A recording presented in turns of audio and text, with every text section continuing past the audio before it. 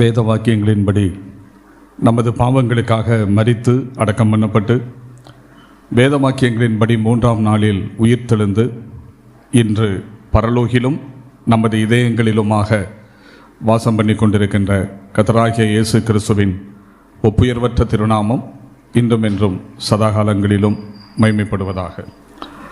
கர்த்தராகிய இயேசு கிறிஸ்துவின் சரீரம் அடக்கம் பண்ணப்பட்ட அந்த நிகழ்ச்சியை மையமாக வைத்து அதிலிருந்து நாம் கற்றுக்கொள்ள வேண்டிய சத்தியங்களை கற்றுக்கொள்ள வேண்டும் என்ற எண்ணம் எனக்கு ஏற்பட்டபடியினால் அதை பற்றி சிந்திக்க தொடங்கினேன். அப்படி தியானித்து கொண்டு வந்தபோது என்னுடைய மனதில் பல சிந்தனைகள் வந்தன. அது எனக்கு பிரயோஜனமாக இருந்தது, அது உங்களுக்கும் பயன்படும் என்ற நோக்கத்தோடு அந்த செய்தியை இப்பொழுது நான் உங்களோடு பகிர்ந்து கொண்டு வருகிறேன். கடந்த முதல் செய்தியில் நாம் என்னென்ன சிந்தித்தோம் என்பது உங்களுக்கு நினைவிருக்கலாம். ஆகையினாலே அதை திரும்ப நினைப்பூட்ட வேண்டிய அவசியமில்லை என்று எண்ணுகிறேன். ஏனென்றால் சில நிமிடங்களுக்கு முன்னர் தானே அதை நாம் தியானித்தோம். அதனால் நான் திரும்ப அதை தொகுத்து சொல்ல வேண்டிய அவசியமில்லை என்று எண்ணுகிறேன். கடைசியாக நாம் நிறுத்தின குறிப்பு, ஆண்டவராகிய இயேசு கிறிஸ்துவை அடக்கம் பண்ண வேண்டிய இடத்தில் முதன்மையானவர்களாக இருக்க வேண்டியவர்கள் யாரும் முன்வராத போது ஆண்டவர் அதுவரையிலும் வெளி உலகத்திற்கு தெரியாமல் இருந்த 2 பேரை தம்முடைய திட்டத்திற்காக பயன்படுத்தினார். அப்படிங்கிறதான் நம்ம கடைசியாக சிந்தித்தோம்.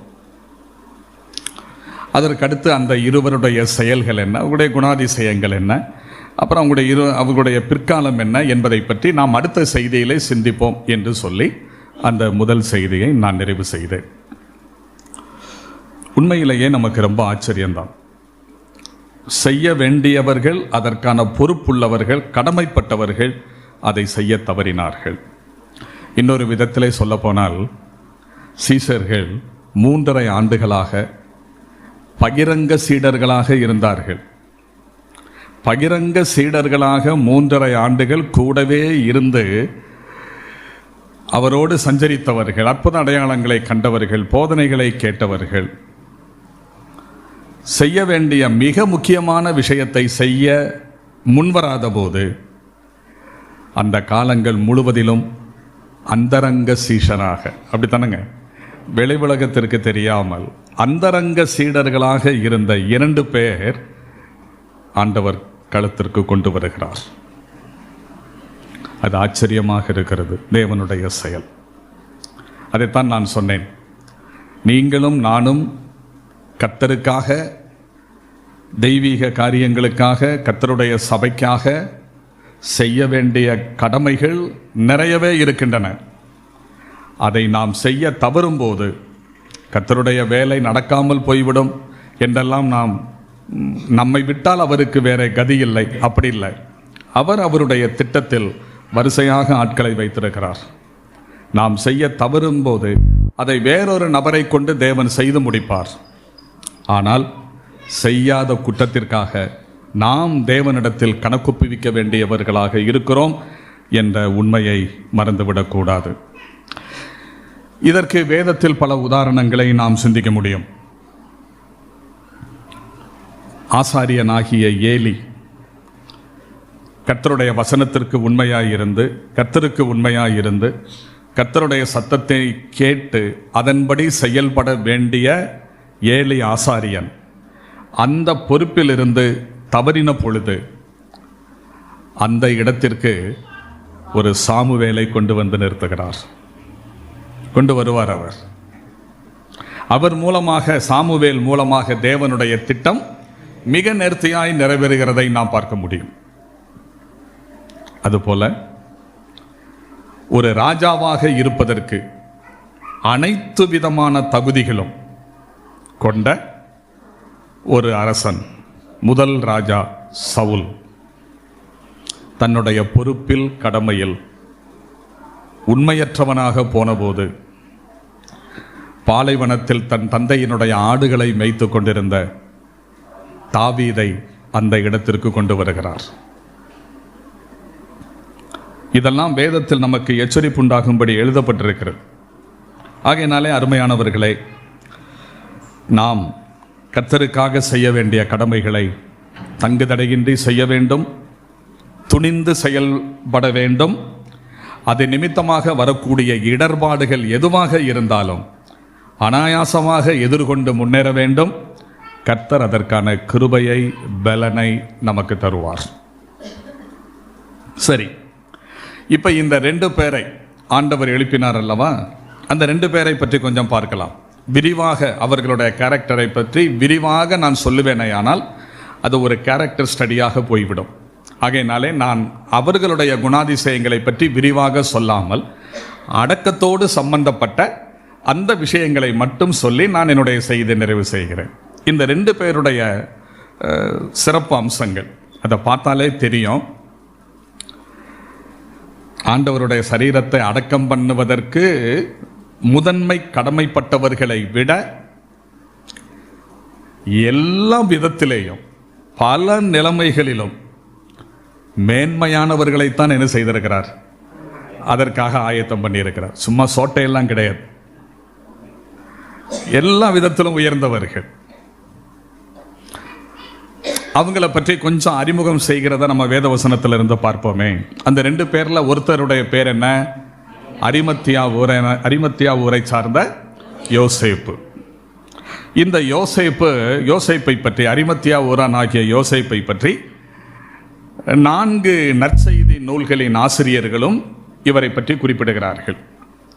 4 நற்செய்தி நூல்களின் ஆசிரியர்களும் இவரை குறிப்பிடும்போது ஒவ்வொருவரும் ஒவ்வொரு விதத்தில் ஒவ்வொரு விஷயங்களை அவரை குறித்து நமக்கு அறிமுகம் செய்கிறார்கள். அந்த 4ஐயும் ஒன்று திரட்டி நாம் பார்க்கும்போது இவரை பற்றிய ஒரு முழுமையான பிக்சர் நம்முடைய மனதிலே கிடைக்கும்.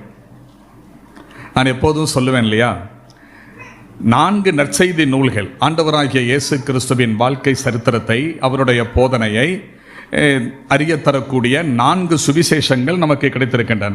4 சுவிசேஷ நூல்கள், 4 சுவிசேஷங்கள்னு சொல்லக்கூடாது, 4 சுவிசேஷ நூல்கள் நமக்கு கிடைத்திருக்கின்றன. சுவிசேஷம் ஒன்று தான், கிருபையின் சுவிசேஷம். அது இல்லாமல் அறிவிக்கப்படுகிற 4 சுவிசேஷங்களை பற்றி வேதம் சொல்லுகிறது. அந்த சுவிசேஷங்கள் வேறு, ஆனால் சுவிசேஷத்தினுடைய 4 வடிவங்கள் நமக்கு கிடைத்திருக்கின்றன. இப்படி 4 தேவையா என்று கேட்டால் பதில் தேவை. இந்த சிவகங்கை சபை கட்டடத்தை முன்னாலே இருந்து நாம் பார்க்கும்போது இதனுடைய ஃப்ரண்ட் எலிவேஷன் நாம் பார்ப்போம். பக்கவாட்டில் இருந்து பார்க்கும்போது 2 பக்கங்களிலும் இருக்கக்கூடிய அந்த வியூ நமக்கு கிடைக்கும். பின்னால் இருந்து பார்க்கும்போது அதை குறித்தனுடைய பின்பக்க பகுதியை பற்றிய அந்த கண்ணோட்டம் நமக்கு கிடைக்கும். இனி மேலே அது கிடைக்கும் நமக்கு. ஆக ஒரு விஷயத்தை பல கோணங்களிலே பார்க்க வேண்டும்.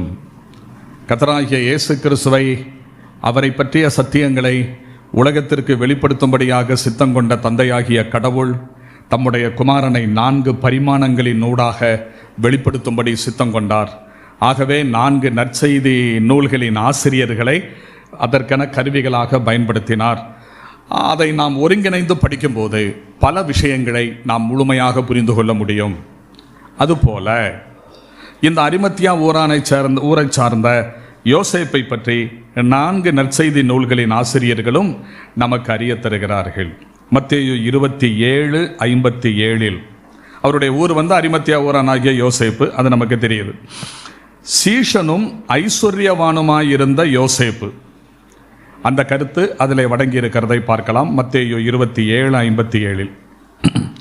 மார்க்கு 15:42-43 வாசிக்கும் போது, கணம் பொருந்திய ஆலோசனைக்காரனும் தேவனுடைய ராஜ்யம் வர காத்திருந்தவனுமான அரிமத்தியா ஊரானாகிய யோசேப்பு அப்படி பார்க்குறோம்.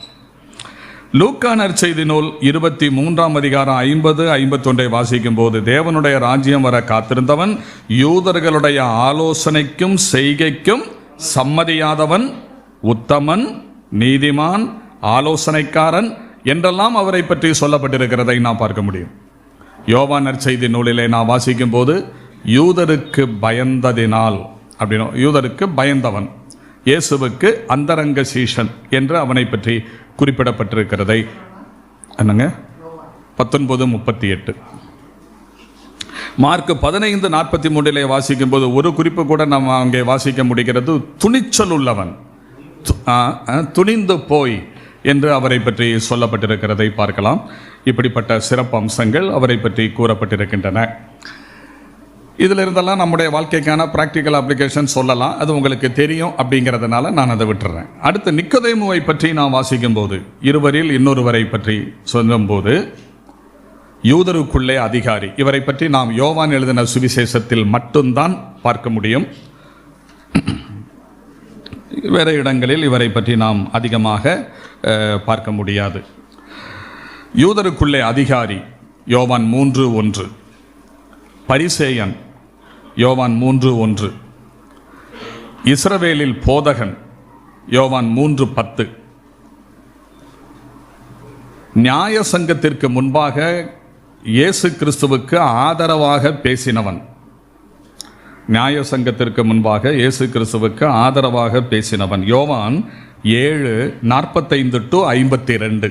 அது மட்டுமல்ல, அன்றைய சமுதாயத்தில், அதாவது இயேசு கிறிஸ்துவை யூதர்கள், யூத மதத்திலே மேல் மட்டத்தில் இருக்கிறவர்கள் அலட்சியமாக பார்க்கும்போது, அவரை குறித்து தாழ்வான எண்ணம் கொண்டவர்களாக இருக்கும்போது, இவன் ஆண்டவராகிய இயேசு கிறிஸ்துவை குறித்து மிக உயரிய எண்ணம் கொண்டவனாக இருந்தான் என்று நாம் சிந்திக்க முடியும். ஏனென்றால் அவன் சொல்லுகிறான், யோவான் 3 வாசிக்கும் போது, ரபி, நீர் தேவனிடத்திலிருந்து வந்த போதகர் என்று நாங்கள் அறிந்திருக்கிறோம் என்று சொல்லுகிறான். அவன் சொல்லுவதிலே முழுசும் சரியா என்று கேட்டால் சரியல்ல, பாதி சரி. நீ தேவனிடத்திலிருந்து வந்த போதகர் என்று நாங்கள் அறிந்திருக்கிறோம்னு சொல்றார் இல்லையா, அது சரி. ஆனால் அப்படி அறிவதற்கு காரணம் என்னவா? ஏனெனில் ஒருவனும் தன்னுடனே தேவன் இராவிட்டால் நீர் செய்கிற இப்படிப்பட்ட அற்புதங்களை செய்ய மாட்டான்.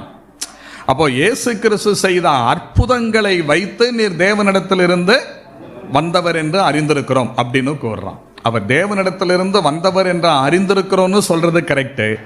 ஆனால் நீர் தேவனிடத்திலிருந்து வந்தவர் என்பதை நீர் செய்கிற அற்புதங்களை வைத்து நாங்கள் அறிந்திருக்கிறோம் என்பது ஏற்றுக்கொள்ள முடியாது.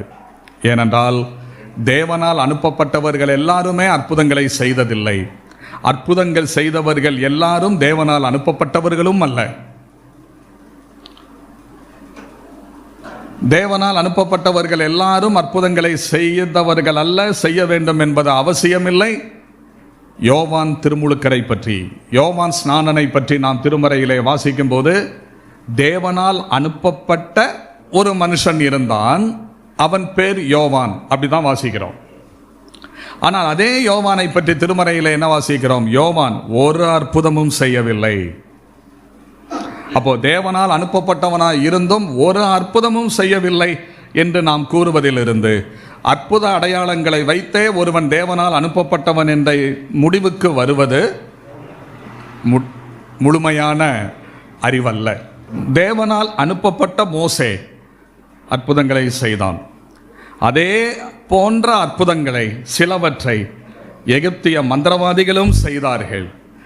ஆனால் அவர்கள் தேவனால் அனுப்பப்பட்டவர்கள் அல்ல. அப்போ தேவனால் அனுப்பப்பட்டவர்கள் எல்லாரும் அற்புதங்களை செய்வதும் இல்லை, அற்புதங்களை செய்கிறவர்கள் எல்லாரும் தேவனால் அனுப்பப்பட்டவர்களும் இல்லை என்பதை இந்த வேத பகுதியின் மூலமாக நாம் புரிந்து கொள்ளுகிறோம். ஆகவே இவர் அந்த அளவுக்கு அவர் தேவனிடத்திலிருந்து வந்த போதகர் என்பதை குறித்த அறிவு அவருக்கு இருந்திருக்கிறது என்பதை நாம் அறியலாம். அப்போ இந்த யோசேப்பு, நிக்கோதேமு, இந்த இருவரும் இணைந்து ஆண்டவராகிய இயேசு கிறிஸ்துவினுடைய அடக்க நிகழ்ச்சியில் பங்கெடுக்கிறார்கள். இருவரும் இணைந்து ஆண்டவருடைய அடக்க செயலை அவர்கள் செய்கிறதை நாம் இங்கே பார்க்கிறோம். இது என்ன நமக்கு ஆச்சரியத்தை கொடுக்கிறது என்றால், இதிலிருந்து கற்றுக்கொள்ளுகிற பாடம் என்னவென்றால், செய்வதற்கு, ஆண்டவருடைய அடக்க நிகழ்ச்சியை செய்வதற்கு முதன்மையான கடமைப்பட்டவர்களாக இருக்கிறவர்கள் செய்ய தவறின பொழுது, தேவன் அதுவரையிலும் வெளி உலகத்திற்கு தெரியாதிருந்தவர்களை கொண்டு வந்து அந்த காரியத்தை நடப்பிக்கிறார் என்று நாம் பார்த்தோம் அல்லவா? அது சாதாரணமானவர்கள் அல்ல. 2 பேருமே ரொம்ப வசதியானவங்க, பணக்காரங்க. என்னங்க? கனம் பொருந்தியவர்கள். 2 பேருமே யூதர்களுடைய அன்றைய காலகட்டத்தில் சமயம் சார்ந்து செயல்பட்டு வந்த மத சார்ந்த நீதிமன்றத்தில், இது சனகரீம் சங்கம், யூதர்களுடைய மத்தியிலே இயங்கி வந்த அவர்களுடைய ஹைகோர்ட்னு சொல்லலாம். அந்த சமயம் சார்ந்த அந்த நீதிமன்றத்தில் அங்கம் வகித்தவர்கள். அந்த அர்த்தத்திலே தான் நிக்கோதேமுவை பற்றி சொல்லும்போது யூதருக்குள்ளே அதிகாரி என்று சொல்லப்பட்டிருக்கிறது. கனம் பொருந்திய ஆலோசனைக்காரனாயிருந்த யோசேப்பு என்று வாசிக்கிறோம். அவன் சனகரீம் சங்கத்தில் உறுப்பினர். அதனாலே மேல் மட்டத்தில் இருந்தவர்கள், வசதி படைத்தவர்கள் இவர்களை கொண்டு வருகிறார். ஏன்? நல்லா யோசித்து பார்த்தா ஆண்டவருடைய குடும்ப அங்கத்தினர்களோ அவருடைய உறவினர்களோ இல்லை சிநேகிதர்களாக இருக்கிற சீசர்களோ அடக்கம் பண்ணுறதுக்கு முன் வந்திருந்தாங்கன்னா இவ்வளவு ராஜ மரியாதையோட அல்லது இவ்வளவு கம்பீரமாக இவ்வளவு ஐஸ்வர்யம் நிறைந்த ஒரு அடக்கம் நடந்திருக்காது. ஆனால் வசனம் என்ன சொல்லுது? ஐஸ்வர்யவானோட இருந்தார். அப்போ கர்த்தருக்காக செயல்பட வேண்டிய நம்ம செயல்படாமல் போகும்போது நம்மை விட 2ஆம் தரத்தில் இருக்கிற ஒருத்தரை கொண்டு வந்து செயல்படுவார் என்று மட்டும் தப்பு கணக்கு போடாதீங்க. மிகச்சிறந்த நபர்கள், மிக மேன்மையானவர்கள், நம்மை விட எல்லாவற்றிலையும் சிறந்தவர்களை கொண்டு வந்து தேவன் அந்த காரியத்தை நடப்பிக்க முடியும்.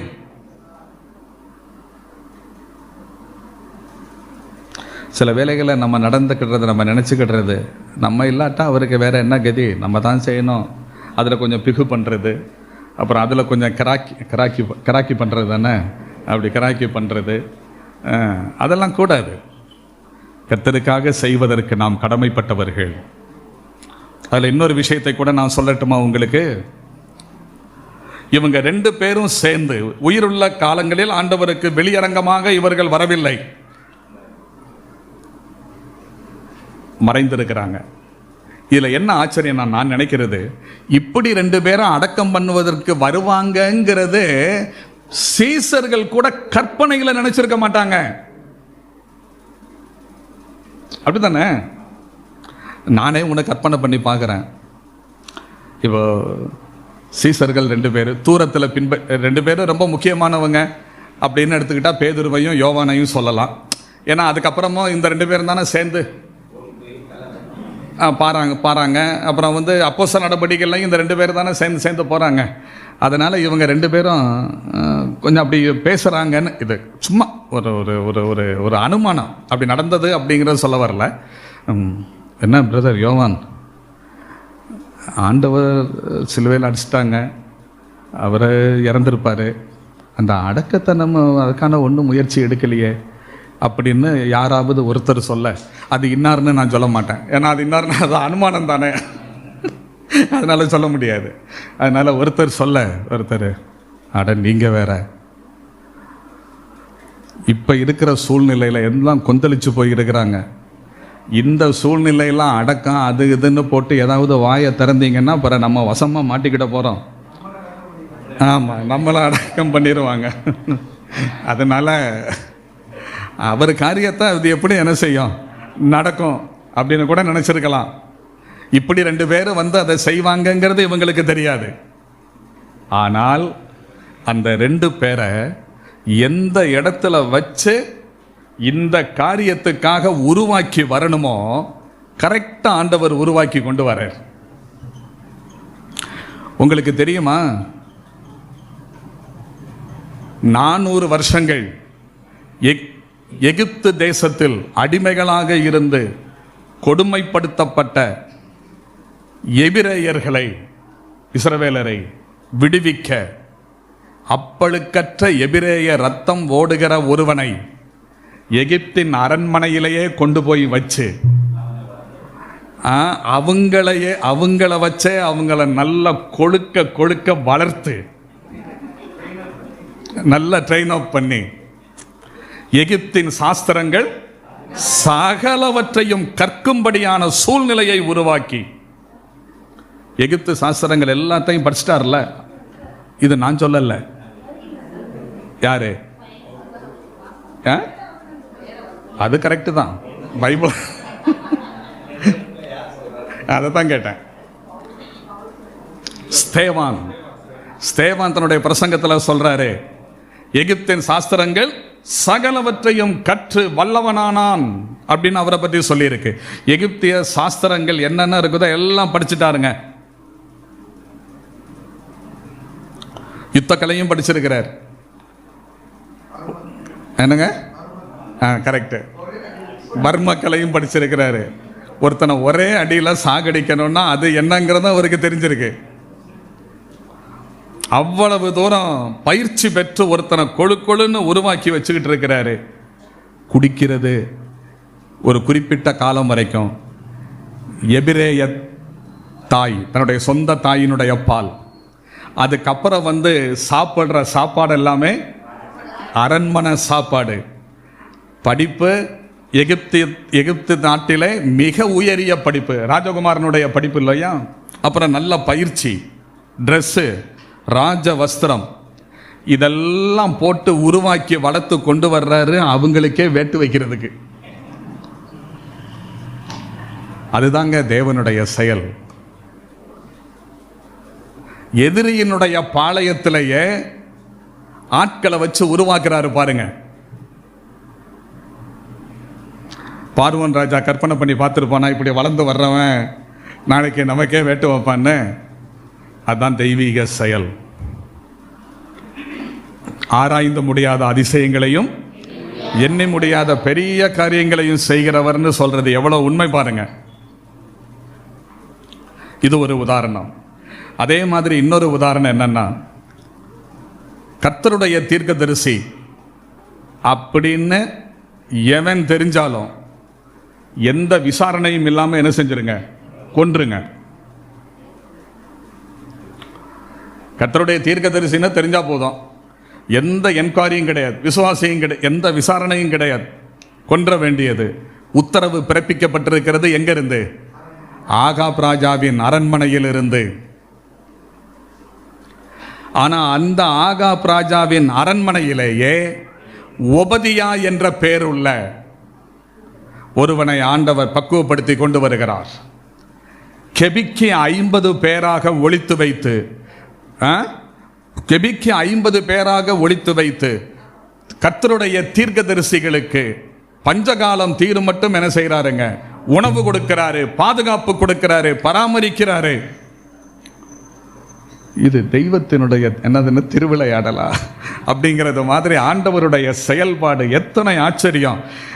எந்த அரண்மனையிலிருந்து கர்த்தருடைய தீர்க்கதரிசிகளை கொலை செய்ய வேண்டும் என்ற உத்தரவு பிறப்பிக்கப்பட்டிருக்கிறதோ அதே அரண்மனையில் வைத்து கர்த்தருடைய தீர்க்கதரிசிகளுக்கு தன்னுடைய சொந்த செலவில் உணவு கொடுத்து பராமரிக்கக்கூடிய ஒரு மனிதனை கர்த்தர் அங்கே வைத்து செயல்படுத்தி கொண்டிருக்கிறார் தம்முடைய திட்டத்தை. அதுபோல புதிய ஏற்பாட்டிற்கு வரும்போது கிறிஸ்தவம் பரவுறதே இவனால தான். கிறிஸ்தவம் பரவுறது, விசாலம் அடைகிறது இவனால தான். இவனை பிடிச்சு உள்ள போட்டாச்சுன்னா கிறிஸ்தவம் பரவுவதை என்ன செஞ்சிடலாம், தடுத்து நிறுத்தி விடலாம். நசரேனாகிய இயேசு கிறிஸ்துவினுடைய நாமத்தை ஒழித்து கட்டிவிடலாம், கிறிஸ்தவத்தை நிர்மூலமாக்கி விடலாம் என்று தப்பு கணக்கு போட்டது ரோம அரசாங்கம். அவங்க நினைச்சாங்க கிறிஸ்தவத்தினுடைய தலைவர் பவுலுன்னு. ஆனா ஒரிஜினல் தலைவர் மேல உட்கார்ந்திருக்கிறாருன்னு இவனுங்களுக்கு எங்க தெரியும்? இவரை பிடிச்சு உள்ள போட்டாச்சுன்னா அதோட கதை முடிஞ்சிச்சுன்னு நினைச்சாங்க. ஆனா பவுல் அப்போஸ்தலன் சிறைச்சாலைக்கு போனதுக்கு பின்னாடி அங்கே இருந்து கொண்டு நிருபங்கள் எழுதுகிறார். எபேசியர், பிலிப்பியர், கொலோசையர், பிலமோன், இது முதல் சிறைவாசத்தின் போது எழுதப்பட்ட நிருபங்கள். இனி அவருடைய 2ஆம் கட்ட சிறைவாசத்தின் போது எழுதப்பட்ட இறுதி நிருபம் 2 தீமோத்தேயு. அந்த முதல் கட்ட சிறைவாசத்தின் போது எழுதின 4 நிருபங்களில் ஒன்றான பிலிப்பியர் நிருபத்திலே பிலிப்பி சபையில் உள்ள விசுவாசிகளுக்கு ஒரு விஷயத்தை நினைப்பூட்டுகிறார். ஏனென்றால் பவுலப்போஸ்தலன் இப்படி கைது செய்யப்பட்டு சிறையில் அடைக்கப்பட்டிருக்கிறதை கேள்விப்பட்ட அவர்கள் உளவியல் ரீதியாக பாதிக்கப்பட்டார்கள், கவலைப்பட்டார்கள். ஏனென்றால் தங்களுடைய சபை உருவாவதற்கு காரணமாக இருந்த ஒரு தேவ மனிதன், தங்களுக்காக உழைத்த ஒரு தேவ மனிதன், தங்களை ரட்சிப்புக்குள்ளே வழிநடத்தினதின் நிமித்தமாக பிலிப்பி பட்டணத்திலே சிறையில் அடைக்கப்பட்டு துன்புறுத்தப்பட்ட ஒரு தெய்வ மனிதன், தன்னுடைய ஆவிக்குரிய தந்தை, இப்பொழுது சிறைச்சாலையில் அடைக்கப்பட்டிருக்கிறார் என்ற செய்தி கேட்டதும் அவர்களாலே அடங்கி இருக்க முடியவில்லை. ஆகவே தங்களாலே இயன்ற மட்டும் நிதி திரட்டி சிறைச்சாலையில் இருக்கிற பவுலப்போஸ்தலனுக்கு கொடுத்து அனுப்புகிறார்கள். யார் மூலமாக? எப்பாப்ராதித்து என்ற அவங்க சபையில் உள்ள ஒரு சகோதரன் மூலமாக. அந்த நிதியையும் எடுத்துக்கொண்டு எப்பாப்ராதித்து ரோமாபுரியிலே சிறைவாசம் அனுபவித்துக் கொண்டிருக்கிற பவுலை பார்க்க வருகிறார். அந்த உதவியை கொடுக்கிறார். அதை வாங்கி கொண்ட பவுல் நெகிழ்ந்து போகிறார். பிலிப்பி சபையில் உள்ள விசுவாசிகளுடைய அன்பை நினைத்து புலகாங்கிதம் அடைகிறார். அடைந்து போன அவர்கள் உங்களை பற்றி இப்படி அவர்கள் ரொம்ப கவலைப்படுகிறார்கள் ஐயா, நீங்கள் ஒரு கடிதம் எழுதி கொடுத்து அனுப்பினால் நலமாயிருக்கும் என்று ஒருவேளை எப்பாப்ராதித்து கேட்டானோ அல்லது பவுலுக்கே அந்த எண்ணம் வந்ததோ நமக்கு தெரியாது. ஆனால் ஒன்று, நீங்கள் இந்த உதவியை கொண்டு போய் பவுலுக்கு கொடுத்துவிட்டு, இந்த நிதியை கொண்டு போய் கொடுத்துவிட்டு, அவர் சரீரத்தில் பலவீனமாய் இருக்கிறபடியினால் உங்களுடைய உடல் உழைப்பு உதவி அவருக்கு அவசியம். அதனாலே அவருக்கு தேவைப்படுகிற காலம் வரைக்கும் நீங்கள் அங்கே இருந்து அவருக்கு உதவி செய்துவிட்டு அவர் எப்பொழுது உங்களை அனுப்பி வைக்கிறாரோ அப்பொழுது நீங்கள் வாருங்கள் என்று சொல்லி அனுப்பி வைத்தார்கள். ஆனால் வந்த இடத்துல எப்பாப்ராதித்துவுக்கு சுகவீனம் ஏற்பட்டது. அது சூழ்நிலை காரணமாக இருக்கலாம், தட்பவெப்ப நிலை மாறுபாட்டின் காரணமாக இருக்கலாம், பல காரணங்கள் அதற்கு இருப்பதற்கு வாய்ப்பு இருக்கிறது. அப்படி சுகவீனமானார், நிலைமை ரொம்ப மோசமானது. அப்போது பவுலப்போஸ்தலன் நினைக்கிறார், இனியும் இவரை இங்கே வைத்திருப்பது நல்லதல்ல, அதனாலே இவரை சீக்கிரம் சுகப்படுத்தி அனுப்பிவிட வேண்டும் என்று தீர்மானித்து அவரை அனுப்பி வைக்கிறார். அப்படி அனுப்பும் போது அந்த சபையில் உள்ள அனுப்பின பிலிப்பி சபையில் உள்ள விசுவாசிகள் இவரை பற்றி தவறான எண்ணம் கொண்டு விடக்கூடாது.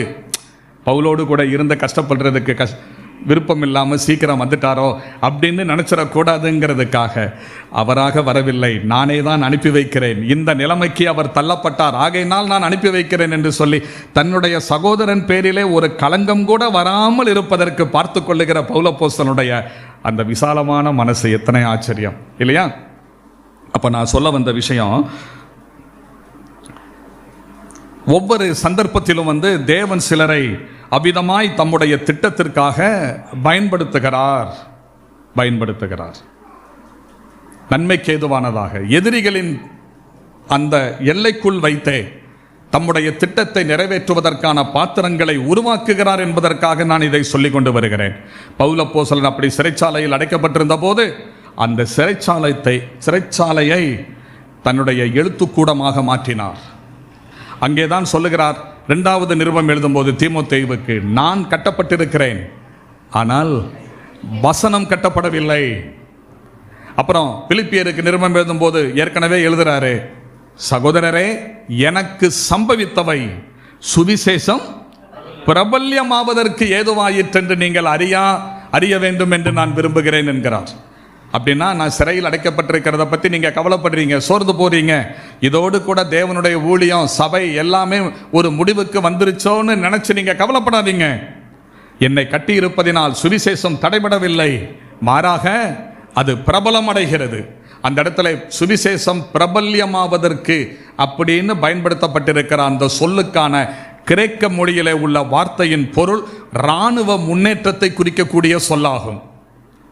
2 நாட்டு இராணுவங்களுக்கு இடையிலே யுத்தம் நடக்கும்போது வெற்றி பெறுகிற இராணுவம் எதிரியினுடைய எல்லையை ஆக்கிரமித்துக் கொண்டு முன்னே செல்லும். செய்திகள் கேட்கும்போது செல்லுவோம், இந்த நாட்டில் உள்ள இந்த இராணுவம் தன்னுடைய எதிரியினுடைய எல்லைக்குள்ள இத்தனை கிலோமீட்டர் உள்ளே புகுந்திருக்கிறார்கள், இத்தனை கிலோமீட்டர் தங்களுடைய கையகப்படுத்தி கொண்டிருக்கிறார்கள் அப்படின்னு கேட்போம்ல. அதே மாதிரி எதிரியினுடைய எல்லையை ஆக்கிரமித்து கொண்டு முன்னேறி செல்லுவதற்கு பயன்படுத்துகின்ற வார்த்தை எதுவோ அது பயன்படுத்தப்பட்டிருக்கிறது.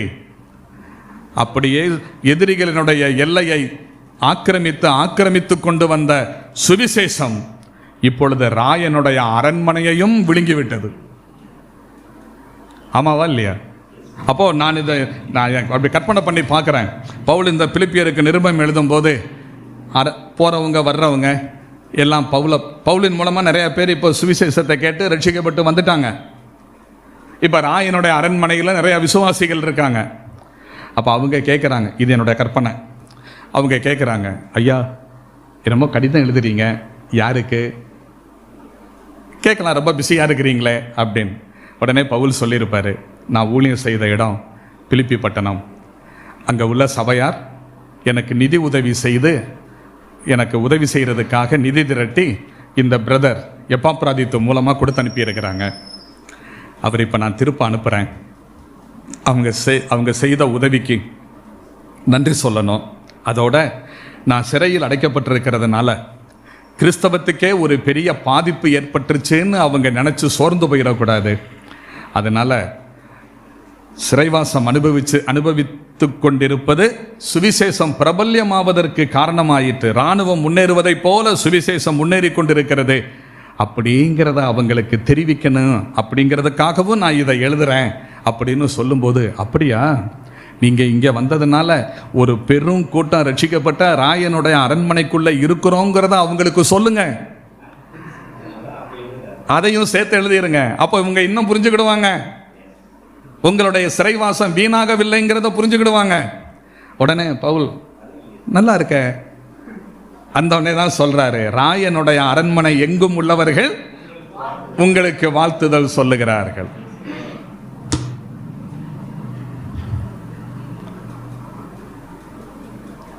இதெல்லாம் எதிரிகளுடைய பாளையத்தில் இருந்து கொண்டே தம்முடைய திட்டத்தை நிறைவேற்றுகின்ற நபர்களை ஆண்டவர் என்ன செய்கிறாரு, உருவாக்குகிறார் அப்படிங்கிறதுக்கு மற்றும் ஒரு உதாரணம். இனி இதோட சேர்ந்து நீங்கள் எதை சிந்திப்பீங்களோ அதை சிந்திங்க. என்னுடைய சிற்றறிவுக்கு என்னுடைய சிந்தனைக்கு வந்ததை சொன்னேன். இனி இதை நீங்கள் ஒரு உதாரணமாக வைத்து எவ்வளவோ காரியங்களை நீங்கள் சிந்திக்கலாமே, அதை நீங்கள் சிந்திச்சு பாருங்க. தேவனுடைய திட்டத்தை நம்மாலே புரிந்து கொள்ள முடியும். சரி, அப்போது இப்போ இந்த ரெண்டு பேரும் முன்னாடி வராங்க.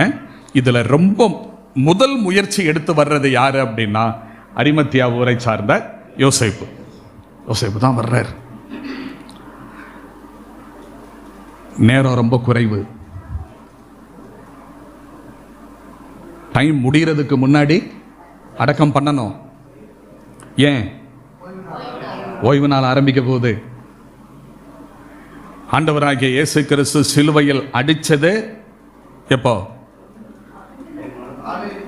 நம்முடைய இந்திய நேரப்படி காலையில் 9 மணி. பிதாவே உம்முடைய கைகளில் என் ஆவியை ஒப்புவிக்கிறேன் அப்படின்னு சொல்லி 7வது வார்த்தையை சொல்லி தலையை சாய்த்து ஜீவனை விடும்போது 3 மணி. கரெக்ட், 3 மணி. அப்போ 6 மணி நேரம் அவர் என்ன செய்திருக்கிறாரு? சிலுவையில் தொங்கியிருக்கிறாரு. யோசித்து பாருங்க எப்படி இருக்கும்னு. அப்போ அந்த 3ஆம் மணி நேரத்தில் மரிக்கிறாரு. இப்போ இந்த செய்தி பரவலாக பேசப்படுது. யாருடைய காதுக்கும் வருது? யோசேப்பினுடைய காதுக்கும் வருது. இயேசு கிறிஸ்து சிலுவையில் மரிச்சிட்டாராம், இறந்துட்டாராம் அப்படின்னு. அந்த செய்தி கேட்டதும் அவருடைய இதயத்தில் 1000 மின்னல்கள் தாக்குவதை போன்ற ஒரு உணர்வு அப்படின்னு நான் நினைக்கிறேன். அவருக்காக அவரை நேசிக்கிறோம், அவர் தான் எல்லாம். ஆனால் துணிச்சலாம் முன்னே பகிரங்கமாக இதுவரைக்கும் அவருக்காக என்ன செய்யலை, ஒன்றுமே செய்யலையே. அந்த குற்ற உணர்வு நெருடுகிறது. யோசித்து பார்க்குறாரு, 3 ஆச்சு, அடுத்த 6 மணி வந்துருச்சுன்னா, 3 மணி நேரம் தான், 6 மணி வந்துருச்சுன்னா என்ன ஆகும்? ஓய்வு நாள் ஆரம்பமாகிடும்.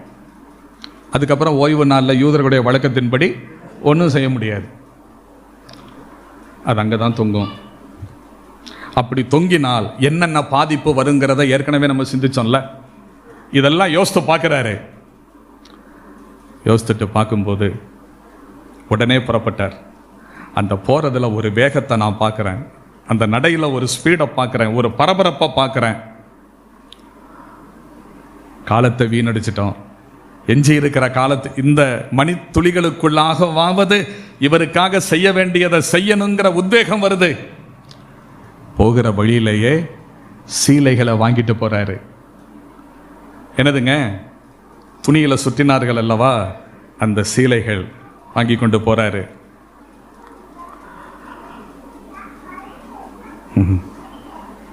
பாவம்தான். அதை யோசிக்கும் போது எனக்கு என்ன ஞாபகம் வருதுன்னா, 33 வருஷத்துக்கு முன்னாடி ஒரு யோசேப்பு இதே ஆண்டவர் கைக்குழந்தையாக அன்னை மரியாள் பெற்றெடுத்த போது அலங்கரிக்கப்பட்ட தொட்டில் இல்லை, சாமரம் வீசுவதற்கு பணிப்பெண்கள் இல்லை, பிறந்திருக்கிறது ராஜா. அப்படிதானங்க? பிறந்திருக்கிறது ராஜா. ஆனால் பிறந்தது அரண்மனையில் அல்ல, மாட்டுத் தொழுவத்திலா, அங்கேயும் அல்ல. முன்னணையிலே கிடத்தினார்கள். அப்படித்தான் வாசிக்கிறோம் பைபிள்ல. சத்திரத்தில் அவர்களுக்கு இடமில்லாதபடியினால் பிள்ளையை துணிகளில் சுற்றி முன்னணையிலே கிடத்தினாள் அப்படின்னு வாசிக்கிறோம். அப்போ சத்திரத்திற்கு அவர்களுக்கு இடமில்லாதபடியினால் முன்னணையிலே குழந்தை பிறந்தது அப்படி சொல்லல. சத்திரத்தில் இடமில்லாததினால் பிள்ளையை துணிகளிலே சுற்றி முன்னணையிலே கிடத்தினால்னு சொல்றதுனால சத்திரத்துக்கு போகும்போதே குழந்தையோட போறாங்க. அதுக்கு முன்னாடியே குழந்தை பிறந்துருச்சு. எங்கே பிறந்தது?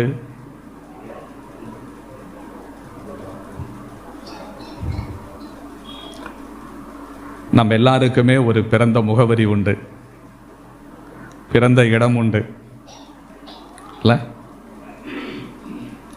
அவர் எங்க பிறந்தாருங்கிறது இன்னைக்கு வரைக்கும் தெரியல. உலகத்தை ஆளுகின்ற மகாராஜன் முகவரி இல்லாத இடத்தில் ஒரு பிறந்தார், உங்களுக்காக எனக்காக. அது ஏதாவது ஒரு பாறையினுடைய மறைவாக இருக்கலாம், ஏதோ ஒரு பகுதியாக இருக்கலாம்.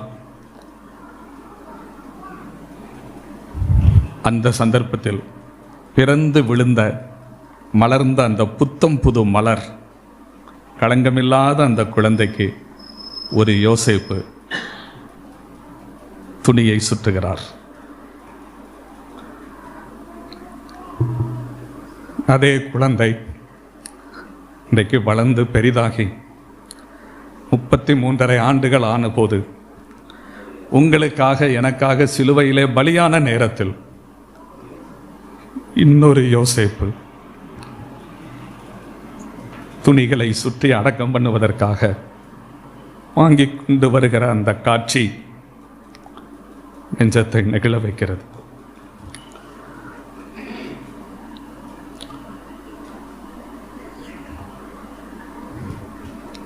பைபிள்ல யோசேப்புன்னு பேருள்ள 11 பேரை பார்க்குறோம்.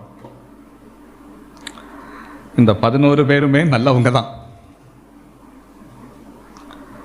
ஏதாவது ஒரு விதத்தில் ஆண்டவருக்காக பிரயோஜனப்பட்டிருக்காங்க. 33 வருஷத்துக்கு முன்னாடி தன்னுடைய வளர்ப்பு தந்தை, அப்படித்தானே சொல்லணும், தன்னுடைய வளர்ப்பு தந்தை தன்னுடைய வீட்டிலே இடம் கொடுக்கிறார். தன்னுடையவன் அல்ல என்று அறிந்தோம், அப்படிதானாங்க? தன்னுடையவன் அல்ல என்று அறிந்தோம். தன்னுடைய பராமரிப்பில், தன்னுடைய வீட்டில் தாயோடு கூட அந்த குழந்தையும் ஏற்றுக்கொண்டு இடம் கொடுத்து மகிழ்ந்த அந்த யோசேப்பு இப்பொழுது 33.5 ஆண்டுகளுக்கு பின் ஆசையாக தனக்குன்னு பரிசுத்த நகரத்தில் வெட்டி வைத்திருந்த கல்லறையை கொடுப்பதற்காக துடிக்கின்ற இந்த யோசேப்பு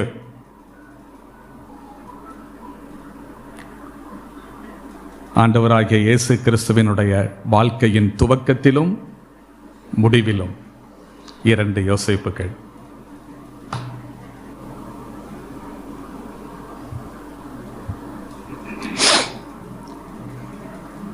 தேவனுடைய சேவல் எவ்வளவு ஆச்சரியமா இருக்கு பாருங்க.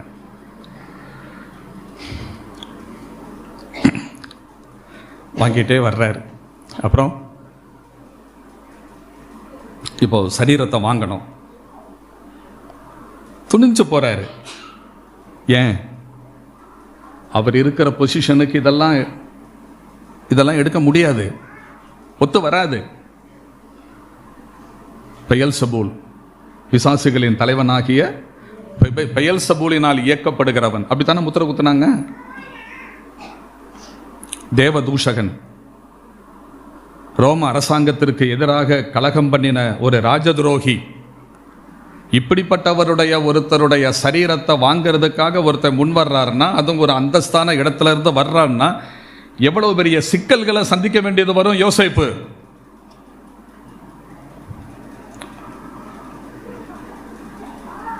நம்ம சொல்லிடுற ரொம்ப லேசா, யோசேப்பு வந்தாரு, துணிஞ்சு வந்தாருன்னு. ஆனா அதுக்கு பின்னாடி அவர் செலுத்தின கிரயம் ரொம்ப ரொம்ப அதிகம். கிறிஸ்தவ வாழ்க்கை என்பது கிரயம் செலுத்துகிற வாழ்க்கை. ஆனா இன்னைக்கு கிரயம் செலுத்துறதுக்கு பதிலாக உனக்கு அதை கிடைக்கும், இதை கிடைக்கும், அப்படி கிடைக்கும், இப்படி கிடைக்கும்னு வாக்குறுதிகளை அள்ளி வீசுகின்ற கிறிஸ்தவத்தை தான் இன்னைக்கு பொதுவாக பார்க்க முடியுது.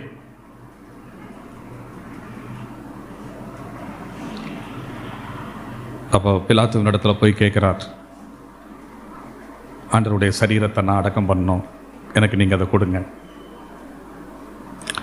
அப்போ ரோம அரசாங்கத்தினுடைய கவர்னர், ஆளுநர் பிலாத்து, அவன்கிட்ட போய் இந்த சரீரத்தை எனக்கு கொடுங்க, நான் அடக்கம் பண்ணணும்னு கேட்கக்கூடிய அளவுக்கு இருக்குதுன்னு சொன்னா, அப்போ அந்த அளவுக்கு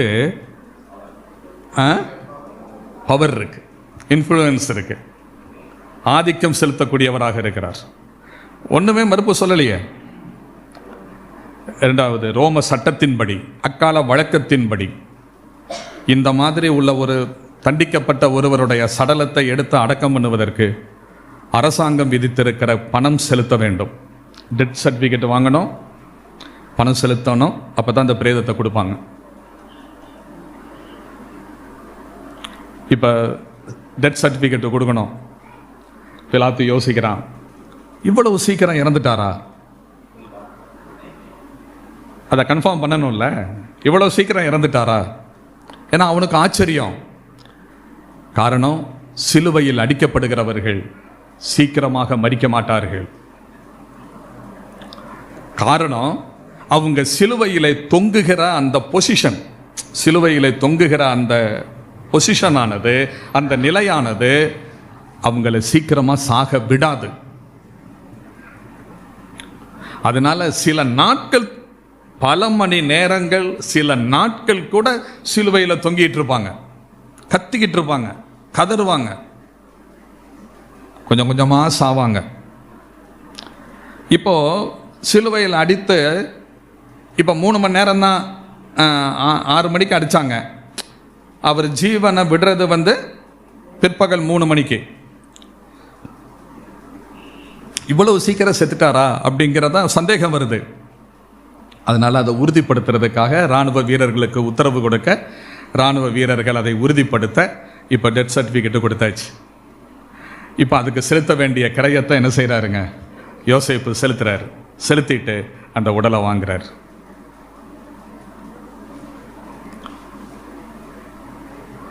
இதை யோசிக்கும் போது மனசுல என்ன வருதுன்னா, இயேசு கிறிஸ்துவினுடைய சரீரத்தை, சரீரத்திற்கு செய்ய வேண்டிய கடமைகளை அதற்கே உரிய கௌரவத்தோடு யோசேப்பு செய்கிறார். இயேசு கிறிஸ்துவுக்கு 3 விதமான சரீரம் இருக்குது தெரியுமா?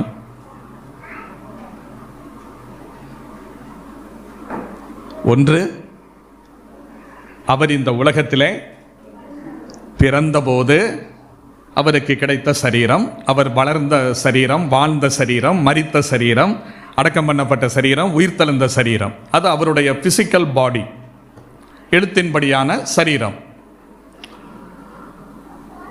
இன்னொரு சரீரம் இருக்கிறது, ஸ்பிரிச்சுவல் பாடி, ஆவிக்குரிய சரீரம். அது எதுங்க? சபை. சபையை சரீரம்னு பைபிளில் சொல்லியிருக்கா? அதுக்கு வசனம் சொல்லணும்னு அவசியம் இல்லைல்ல, நிறையா சொல்லியிருக்கு. இன்னொரு சரீரம் இருக்குது. இது நாம் பிற்கிற அப்பம் கர்த்தருடைய சரீரமாய் இருக்கிறது. அப்படித்தானே வாசிக்கிறோம். என்று சொன்னால் அவருடைய சரீரத்தின் அடையாளமாக இருக்கிறது. இது உங்களுக்காக பிற்கப்படுகிற என்னுடைய சரீரம் சொல்றாரு. அவருடைய சரீரத்தின் நினைவு சின்னமாக. இப்போ யோசேப்பு ஆண்டவர் இந்த பூமியிலே வாழ்ந்த காலங்களில் பகிரங்கமாக தன்னை காட்டிக்கொள்ளவில்லை. ஆனால் அவருக்காக வாதாடினார். அதெல்லாம் செய்தார். அவரை நேசித்தார், எல்லாம் செய்தார். வெளியே முன்னேறி வரவில்லை. ஆனால் இப்பொழுது தீர்மானிக்கிறார், இல்லை, இதுவரைக்கும் நான் அடங்கி இருந்தது போதும், இனிமேல் நான் அவருக்காக எதையாவது செய்ய வேண்டும். ஆகவே கர்த்தருடைய சரீரத்திற்கு கொடுக்க வேண்டிய கனத்தை கொடுக்கிறார், மரியாதையை கொடுக்கிறார், செய்ய வேண்டிய கடமையை செய்கிறார். என் அருமையான சகோதர சகோதரிகளே, இன்றைக்கு அவருடைய பிசிக்கல் பாடி, எழுத்தின்படியான சரீரம் இன்றைக்கு நம்மோடு இல்லை. ஆனால் ஸ்பிரிச்சுவல் பாடி இருக்கிறது, ஆவிக்குரிய சரீரம் இருக்கிறது. இந்த சரீரத்திற்கு நாம் செய்ய வேண்டிய கடமைகள் இருக்கின்றன, ஊழியங்கள் இருக்கின்றன. நம்முடைய இந்த சரீரத்தினுடைய வளர்ச்சிக்காக, பக்தி விருத்திக்காக, அபிவிருத்திக்காக நாம் ஆற்ற வேண்டிய அரும் பணிகள் இருக்கின்றன. அதை செய்ய வேண்டியது நமது கடமை. கர்த்தருடைய சரீரமாகிய சபைக்கு நாம் என்ன செய்கிறோம்?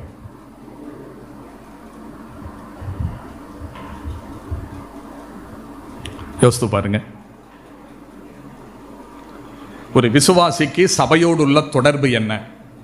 ஒரு விசுவாசிக்கு திருச்சபையில் பங்களிப்பு என்ன அப்படிங்கிறது ஒரு தனி சப்ஜெக்ட். அது அதுல எதெல்லாம் நீங்க சிந்திக்கிறீங்களோ அதெல்லாம் இதுல வந்துடும். இப்ப அதெல்லாம் நான் ஒன்னா விலகிட்டு இருக்க முடியாது, நேரம் ஆயிடும். ஏன்னா அது நம்முடைய விஷயம் அல்ல. அப்போ சபைக்கு ஒரு விசுவாசியினுடைய பங்களிப்பு, சபையினுடைய பரிசுத்தத்தில், சபையினுடைய வளர்ச்சியில், சபையினுடைய முன்னேற்றத்தில், சுவிசேஷம் பிரபல்யப்படைவதில், புதிதாக திருச்சபைகளை உருவாக்குவதில், இப்படி ஏகப்பட்ட பொறுப்புகள் நமக்கு இருக்கின்றன. அதை நாம் என்ன செய்யணுங்க? நிறைவேற்றணும். அப்போ அவர் அதையும் எடுத்துக்கிட்டு இப்ப அடக்கத்திற்காக அவர் முயற்சித்து வரும்போது இடையில யாரும் சேர்றது? நிக்கோதேமும் சேர்ந்து கொண்டார். அவர் வரும்போது சும்மா வரல. அவர் என்ன செய்யறாருங்க? வெள்ளை போலமும் கரிய போரமும் சேர்ந்து 100 ராத்தல் அளவுள்ள வாசனை திரவியத்தை கொண்டு வருகிறார். யோசேப்பு அந்த பாடியில சுற்றுறதுக்கான சேலைகளை எடுத்துக்கிட்டாரு. இப்ப இவர் என்ன பண்றாரு? வாசனை திரவியங்களை கொண்டு வர்றார். சீலைகள்னு புளூரல்ல தானே சொல்லியிருக்கு, அப்படித்தானே? அப்போ தலைக்கு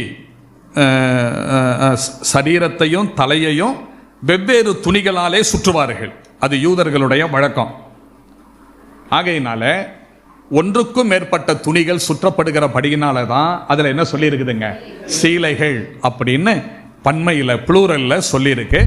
ஆராய்ச்சிகளுடைய கூற்றுப்படி இந்த ஒரு துணி என்பது 14 அடி நீளமும் 4 அடி அகலமுமாக இருக்குமா.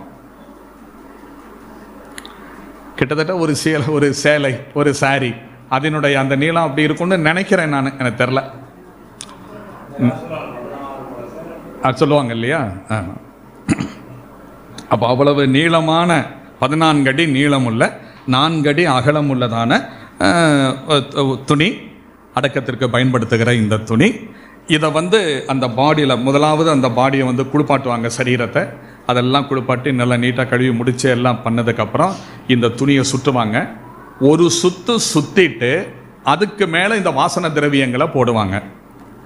அடுத்த ஒரு சுற்று அதுக்கு மேலே சுற்றுவாங்க. 2வது சுற்று ஆரம்பிக்கும் போது மீண்டும் இந்த வாசனை திரவியங்களை போடுவாங்க. அதுக்கடுத்து மீண்டும் சுற்றுவாங்க. அதுக்கடுத்து மறுபடியும் வாசனை திரவியங்களை போட்டு இப்படியே தான் சுற்றி சுற்றி கொண்டு வருவாங்க.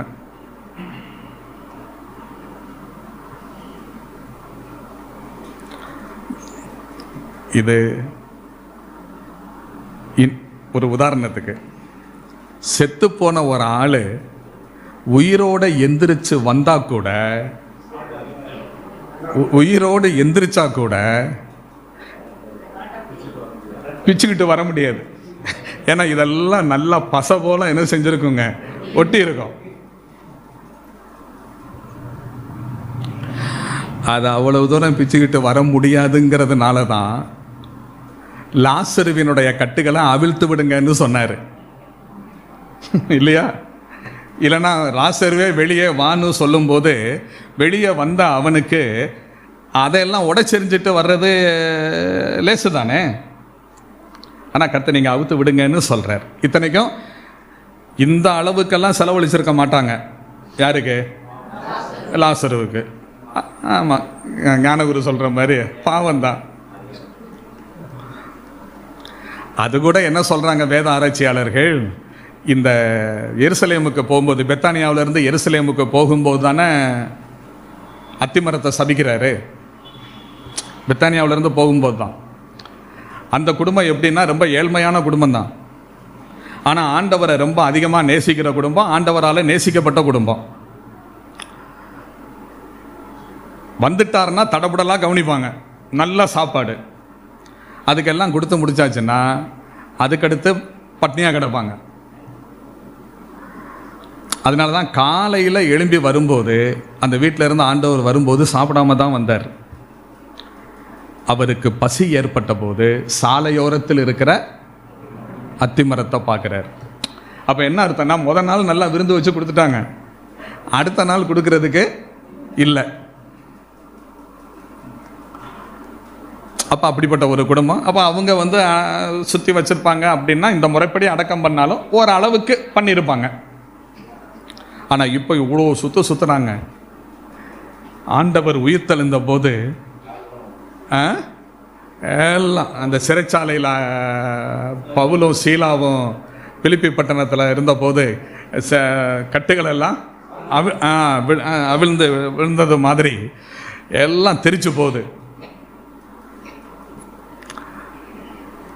கர்த்தருடைய உயிர்த்தெழுதலுக்கு அதான் வித்தியாசம் இல்லையா? அது ஒரு வித்தியாசம். அது அப்போ அந்த மாதிரி அப்படி சுற்றி வைப்பாங்க. அவ்வளவும் பெறுறதுக்கு, அவ்வளவு திரவியங்கள் பயன்படுத்துறதுக்கு எவ்வளோ ஆச்சுங்க? 100 ராத்தல். 100 ராத்தல் அப்படின்னு சொல்லும்போது நம்ம இந்திய அளவுப்படி அதை சொல்கிறதாக இருந்த வெயிட்டு, நம்ம இந்திய அளவுப்படி அதை சொல்கிறதா இருந்தால் 35 கிலோ.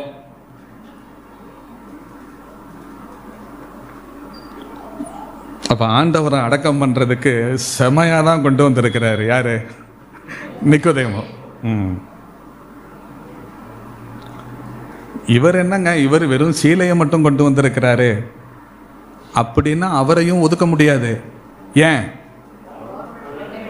அவர் அதை விட அங்கே என்ன செஞ்சிருக்கிறாருங்க, கல்லறையவே கொடுத்துருக்கிறார. அப்போ ஆக 2 பேரும் ஆமாம் சமந்தான். போட்டி போட்டு தான் ஆண்டவருடைய சரீரத்தை கனப்படுத்துறதுல போட்டி போட்டு தான் செய்கிறாங்க. அவர் தன்னுடைய கல்லறையவே, அந்த காலத்தில் எருசலேமில் கல்லறை கிடைக்கிறது ரொம்ப அபூர்வம். அதுவும் புது கல்லறை கிடைக்கிறது. ஏன்னா அதை ரொம்ப புனிதமாக நினைப்பாங்க அவங்க. அதனால தானே நெகேமியாவுக்கு அந்த நகரத்தை பற்றி சொல்லும்போது, எங்கள் பிதாக்களுடைய கல்லறைகள் இருக்கிற நகரம் பாழா கிடக்கும் போது எப்படி. ஆனால் என்ன ஆச்சரியம் தெரியுமா? எருசலேமில் கல்லறை ஒரு நல்ல ஒரு யூதனுக்கு கிடைக்கிறதே அபூர்வம். அதனால என்ன பண்ணுவாங்க, பெரும் பெரும் பணம் பெருத்த முதலைகள் அட்வான்ஸாகவே வாங்கி வச்சிருவாங்க. இத்தனைக்கும் இவருக்கு சொந்த ஊர் எருசலேம் கிடையாது,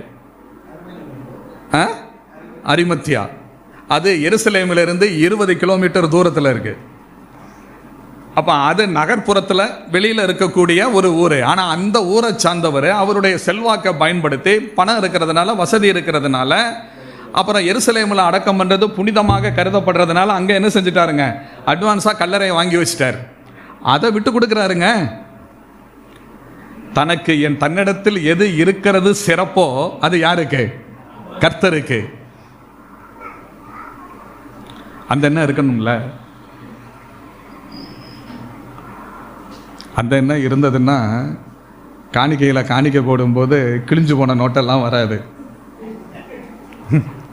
அப்படித்தானங்க இருக்கிறது, நம்மகிட்ட இருக்கிறது எதுவோ அது நல்லா சடசடன்னு போடணும். சில வேளைகளில் சில மூப்பர்கள் அந்த பணத்தை என்றவங்க சொல்கிறத நான் கேட்டிருக்கிறேன். இதை மாற்றுறதுக்கு படுற பாடு. இருக்கிறதுல சிறந்ததை கர்த்தருக்கு கொடுக்கணும். தனக்குன்னு வெட்டி வச்சிருந்த அந்த கல்லறையை கொடுக்குறாரு. ஆக 2 பேருமே ஆண்டவருக்காக நல்லா என்ன செஞ்சுருக்காங்கங்க, செலவு பண்ணியிருக்கிறாங்க. அந்த அந்த அது எவ்வளோவா? 100 ராத்தல். நம்முடைய இந்திய கணக்குப்படி எவ்வளோ சொன்னேன்? 35 கிலோ. அதில் இன்னொரு துணுக்கு என்னென்னா, அந்த காலத்து யூத வழக்கத்தின்படி அது இருக்கலாம். அப்படி நான் என்னுடைய படித்ததோ சொல்கிறேன். நான் அது இருக்கலாம். அந்த காலத்து யூத வழக்கத்தின்படி ஒரு செல்வந்தனான ஒரு மனிதனை அடக்கம் பண்ணும்போது அந்த சாகர மரித்து போனவருடைய வெயிட்டு எடை எவ்வளவோ அதுக்கு சரி பாதிய வெயிட்டில் வாசன திரவியங்கள் போட்டு அடக்கம் பண்ணுவாங்களாம். புரியுதா? ஒரு மனுஷனுடைய வெயிட் என்னவோ அந்த வெயிட்டுக்கு சரி பாதி அளவு வாசன திரவியங்கள் பயன்படுத்தி அடக்கம் பண்ணுவாங்க. இப்போ ஆண்டவருக்கு இது சரியாக இருந்தால் ஆண்டவரை அடக்கம் பண்ணும்போது 35 கிலோ எடையுள்ள வாசன திரவியங்கள் பயன்படுத்தி இருக்காங்க அப்படின்னா அது அவருடைய வெயிட்ல பாதியாக இருக்கணும். அப்படி பாதியாக இருந்தால் ஆண்டவருடைய எடை எவ்வளவா இருக்கணும்? ஆண்டவருடைய எடை அல்ல, ஆண்டவர் மனிதனாக வந்தபோது அவருடைய சரீரத்தின் எடை. ஆண்டவருக்கு எடை 70 கிலோன்னு சொல்லிட்டாருன்னு சொல்லிடாதீங்க. அதனால இருக்கலாம், ஒருவேளை அப்படி இருக்கலாம். அப்படியே ஒரு தோராயமாக அவர் அதை கொண்டு போய் செஞ்சிருக்கலாம். அப்போது அந்த மாதிரி அவருடைய அடக்கத்தை ரொம்ப சிறப்பாக செஞ்சு முடித்தாங்க. இப்போ இந்த இடத்துல இந்த 2 பேரை நம்ம பார்க்குறோம். இதுக்கு அடுத்து இவங்களை பற்றி அது நமக்கு ஒரு குறையாக தான் இருக்குண்ணே. கிட்ட வந்துட்டாரு, அதுதான் இப்போ நான் சொல்ல போகிறேன். என்ன ஆச்சு இவங்க அப்படிங்கிறது ஒரு கேள்வி வருது.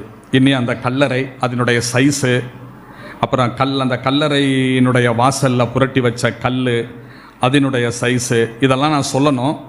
நேரம் அதிகமானதுனால நான் அதை அப்படியே விட்டுறேன். அதை நீங்கள் வேறு எப்போ தான் படிக்கிறதுக்கு நிறையா வாய்ப்புகள் இருக்கு, பார்த்து தெரிஞ்சுக்குங்க. அப்போது இந்த இன்னொரு குறிப்பு கூட,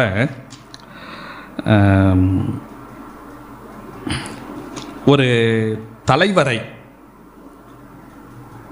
அடக்கம் செய்யும்போது 100 ராத்தல் வாசனை திரவியங்கள் பயன்படுத்தப்படுறது ஒரு வழக்கம் அப்படின்னு சொல்கிறாங்க.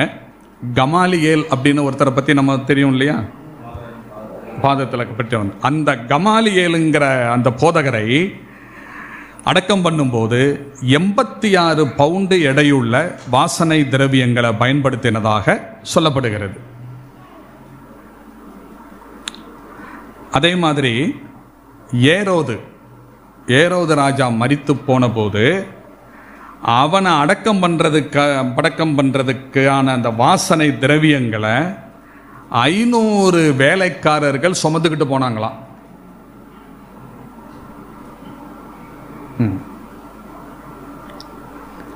அப்போ இந்த லிஸ்ட்டில் நம்ம ஆண்டவர் என்ன செய்கிறாரு, வாசனை திரவியங்கள் அதிகமாக பயன்படுத்தப்பட்டதில் அவரும் வரும்போது அவர் தமது மரணத்தில் ஐஸ்வர்யவானோடே இருந்தார் அப்படிங்கிற அந்த வேத வசனம் எவ்வளவு அழகாக நிறைவேறுகிறது பாருங்கள். சரி, இவ்வளவு தூரம் பிரயாசப்பட்டு இவ்வளவு செலவழித்து கர்த்தருடைய அந்த சரீரத்தை அவ்வளவு நேர்த்தியாக அடக்கம் பண்ணாங்களே, இவங்களுடைய எதிர்காலம் எப்படி இருந்துச்சு? இவங்களுடைய சந்ததி எப்படி இருந்தது? அப்படிங்கிறது நம்ம மனசில் ஒரு ஏக்கம் இல்லையா? ஆமாம், விட்டுருவாரா என்ன? என் நாமத்து நிமித்தமாக ஒரு கலசம் தண்ணீர் கொடுத்தாலும் அதற்குரிய பலனை அடையாமற் போக மாட்டான்னு சொல்லி இருக்கிறாரு. ஆபிரகாம் தன் வீட்டுக்கு வந்த கர்த்தருடைய தூதர்களை ஒரு படி மாவு கொடுத்து சாப்பாடு கொடுத்து போஷித்தார்ல, அவருடைய சந்ததிக்கு பிற்காலத்தில் வானத்திலிருந்து மன்னாவை பெய்ய பண்ணி 40 வருஷம் பாலைவனத்தில் என்ன செய்தாரு? போஷித்தாரு. ஆண்டவருடைய சிலுவையை சிறிது தூரம் சுமந்து சென்ற சிரேனே ஊரானாகிய சீமோனை ஆண்டவர் ஆசீர்வதித்து அவனுடைய குடும்பத்தை, அவனுடைய சந்ததியை பிற்காலத்தில் என்ன செஞ்சாரு?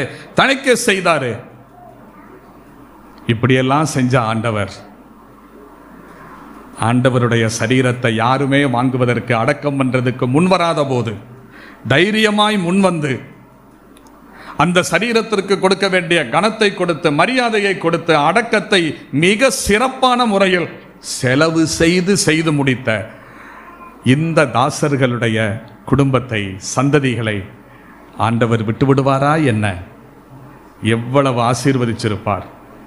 அப்படின்னு நம்ம நினைச்சா அதுதான் தப்பு. அப்படின்னு நம்ம நினைச்சா அதுதான் தப்பு. நடந்தது வேற. அது என்னங்கிறத சொல்லி முடிச்சிடுறேன். இப்போ அரிமத்தியா ஊரை சார்ந்த யோசேப்பினுடைய பிற்காலத்தை நாம் சிந்திக்கும் போது அவரை பற்றி சொல்லப்படுகிறது. இந்த சம்பவத்திற்கு பின் அவர் இயேசு கிறிஸ்துவை முழுமையாக அவருடைய சீடனாக பின்பற்ற தொடங்கினார். வெளி உலகத்திற்கு தன்னை காண்பித்து விட்டார். அதோடு கூட யூத சமுதாயத்தில் அவருக்கு இருந்த எல்லா மதிப்பும், மரியாதையும், பதவியும், சனகரியும் சங்கத்தில் உள்ள உறுப்பினர் மெம்பர்ஷிப்பும் என்ன செய்தது? எல்லாத்தையும் பிடிங்கிட்டாங்க. அந்த சங்கத்திலிருந்து வெளியேற்றப்பட்டார். யூத சமுதாயத்திலிருந்து துரத்தி அடிக்கப்பட்டார். யோசேப்பினுடைய சொத்துக்கள் பறிமுதல் செய்யப்பட்டன.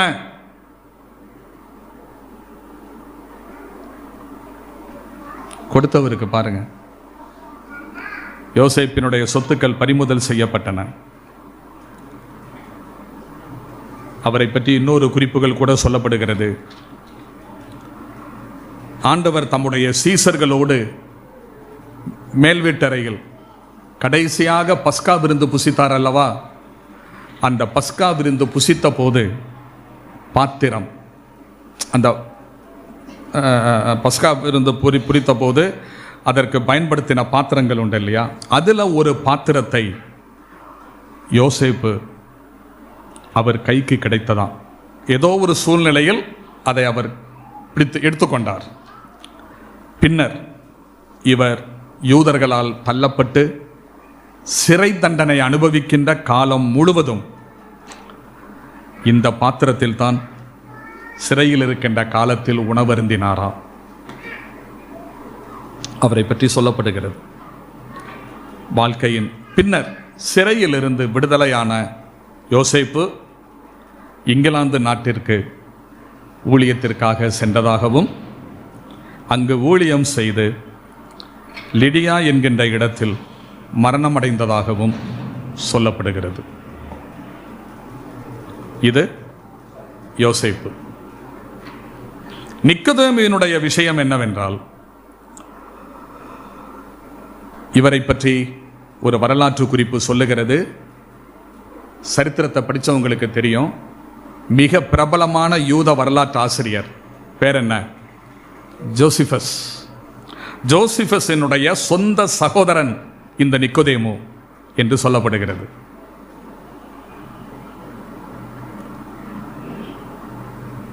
இவர் பின்னாட்களில் இந்த சம்பவத்திற்கு பின் சனகரியும் சங்கத்திலிருந்தும் யூத சமுதாயத்திலிருந்தும் ஏன் எருசலேம் நகரத்திலிருந்துமே துரத்தி அடிக்கப்பட்டார். இவருடைய சொத்துக்கள் எல்லாம் பறிமுதல் செய்யப்பட்டது. வறுமையின் காரணமாக இவருடைய மகள் குதிரை லாயம் அப்படின்னு சொல்லுவாங்க இல்லையா, குதிரை கட்டுற இடம், தொழுவம்னு சொல்றோம்ல, அதே மாதிரி குதிரைகளை கட்டுற இடம் குதிரை லாயம்னு சொல்லுவாங்க. அந்த குதிரை லாயத்தில் சிந்தி கிடக்கின்ற பார்லி அரிசி, தமிழ் பைபிள் படி சொல்ல போனா வார்கோதுமை, அந்த வார்கோதுமையை பொறுக்கி தின்று உயிர் வாழக்கூடிய நிலைமைக்கு தள்ளப்பட்டார்கள் நிக்கோதேமுவினுடைய செல்ல மகள். பின்னர் நிக்கோதேமு மரித்தபோது அவருடைய சரீரம் எருசலேமில் சாதாரணமான அடிமட்டத்தில் இருக்கக்கூடிய மக்கள் மரிக்கின்ற அந்த கல்லறை தோட்டத்தில் எளிமையான முறையில் அடக்கம் செய்யப்பட்டது.